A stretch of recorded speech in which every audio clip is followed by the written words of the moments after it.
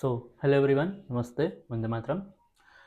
આજે આપણે જે કંઈ પણ ભણવાના છે એ ભણવાના છે આપણે સિન્થેટિક ગેસિયસ ફ્યુલ, જેમાં 3 પ્રકાર છે. એક છે આપણું પ્રોડ્યુસર ગેસ, સેકન્ડ છે આપણું વોટર ગેસ અને થર્ડ છે આપણો કોલ ગેસ. આ ત્રણમાંથી આજે આપણે ભણવાનું છે પ્રોડ્યુસર ગેસ. ઓકે, તો એક્ઝેક્ટલી પ્રોડ્યુસર ગેસ એટલે શું તો સમજો. પ્રોડ્યુસર ગેસમાં પર્ટિક્યુલર એક અરેન્જમેન્ટ હોય છે આ પ્રકારની. ઓકે, આ જે કંઈ પણ અરેન્જમેન્ટ છે એમાં અત્યારે આપણે જોઈ શકીએ છીએ કે અત્યારે આ જે છે એ આપણું છે વોટર સ્ટોરેજ, બરાબર. એની ઉપર આ જે લાગેલું છે એ છે આપણું પંપ. તો એ વોટર સ્ટોરેજથી પંપ કશેક ને કશેક પાણી મોકલશે. તો ક્યાં?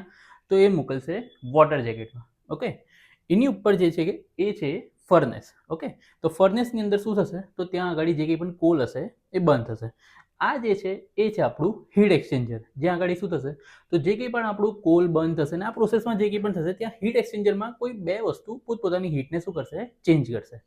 ઉપર આ જે લાગેલા છે એ લાગે છે આપણા પલ્વરાઇઝ બિટ્યુમિનસ કોલ. એ જે કંઈ પણ હશે તે આ રીતે નીચે ફર્નેસમાં આવશે. ફર્નેસમાં આવીને પછી શું થશે તો તે જગ્યા પર ધીરે ધીરે ધીરે પછી બંધ થવાની શરૂઆત કરશે. આ રીતે અત્યારે આપણે જે રીતે જોઈ શકીએ છીએ તે રીતે. તો જેવા આ ધીરે ધીરે બંધ થશે એટલે શું થશે તો ફર્નેસની અંદરનું ટેમ્પરેચર શું થશે, ઇન્ક્રીઝ થશે. જેવું ટેમ્પરેચર ઇન્ક્રીઝ થશે, કોલ બંધ થશે. કોલ બંધ થશે એટલે એની અંદરથી કંઈક ને કંઈક ગેસ શું થશે, ઉત્પન્ન થશે.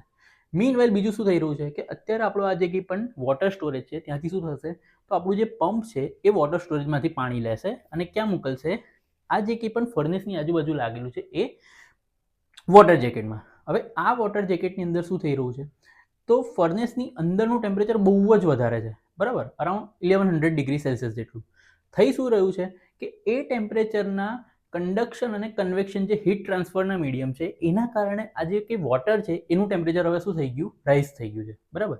તો એ રાઇઝ થવાના કારણે શું થયું કે આપણું જે કંઈ પણ વોટરનું ટેમ્પરેચર જે રૂમ ટેમ્પરેચર હતું એનાથી અરાઉન્ડ હવે થોડુંક નિયરેસ્ટ ટુ 100 ડિગ્રી સેલ્સિયસ છે, not above 100 degree Celsius. Okay, હવે શું થશે કે ધીરે ધીરે ધીરે આ જે કંઈ પણ વોટર છે એ ગરમ થઈ ગયું, હોટ વોટર, એ જશે હવે હીટ એક્સચેન્જરમાં. મીનવાઇલ આપણું જે કંઈ પણ ફર્નેસ છે એ ફર્નેસની જે કંઈ પણ આપણું હોટ ગેસીસ છે એ પણ હવે ક્યાં જશે, હીટ એક્સચેન્જરમાં. હવે સમજો, ફર્નેસની અંદરનું જે કંઈ પણ ટેમ્પરેચર છે એ અત્યારે છે around 1100 degree Celsius. Okay, 1100 degree Celsius જેટલું. એનામાંથી જે કંઈ પણ ગેસ પ્રોડ્યુસ થશે એનું પણ ટેમ્પરેચર નિયરેસ્ટ જશે એટલા. મીનવાઇલ જે કંઈ પણ પાણી છે આપણું એનું ટેમ્પરેચર માની લઈએ કે અત્યારે 80-90 ડિગ્રી સેલ્સિયસ જેટલું હશે.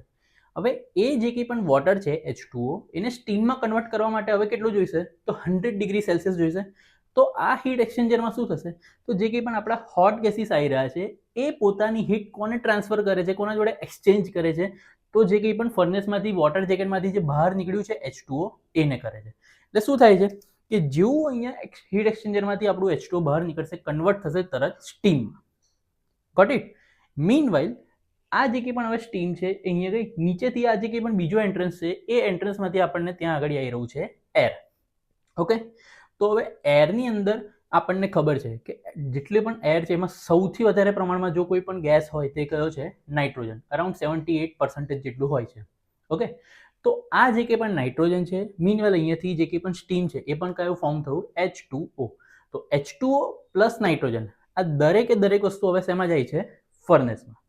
જેવું ફર્નેસમાં ગયું ત્યાં આગળ કોણ છે, કોલસો બંધ થાય છે. ધેટ મીન્સ એની અંદરથી આપણને કાર્બન ડાયોક્સાઇડ ને બધા વાયુ મળશે. તો શું થયું તો અહીંયાથી જેમ સ્ટીમ અને એર ગઈ એટલે નાઇટ્રોજન ગયું અને મીનવેલ અંદર કોલસો હોવાના કારણે ત્યાં આગળ જે કંઈ પણ મિશ્રણ થઈ રહ્યું છે એ મિશ્રણમાં શું થાય છે તો ત્યાં આગળ બધા જ ગેસ ભેગા થાય છે અને જે કંઈ પણ આપણને ફ્યુલ તરીકે જે ગેસ જોઈએ છે એ ગેસનું એક મિશ્રણ બને છે જે છે કાર્બન મોનોક્સાઇડ વત્તા નાઇટ્રોજન. ઓકે, તો જે આ એક્ઝિટથી આપણને મળતો દેખાય છે. Got it? તો આ જે કંઈ પણ છે અરેન્જમેન્ટ એ છે આપણા પ્રોડ્યુસર ગેસની અરેન્જમેન્ટ અને એની જે કંઈ પણ ફિગર છે એ આપણે આ પ્રકારે કંઈક ડ્રો કરવાની છે, line diagram. Got it? Thank you. વંદે માતરમ.